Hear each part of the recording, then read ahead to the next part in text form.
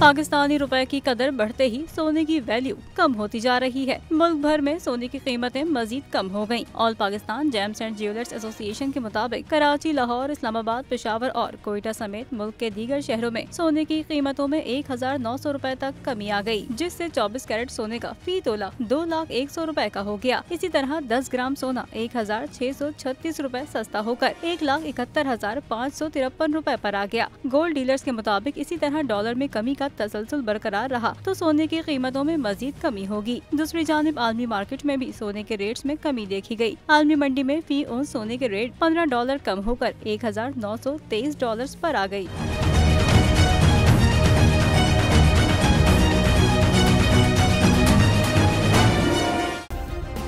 Subscribe करें और bell दबाएं ताकि कोई खबर रह न जाए।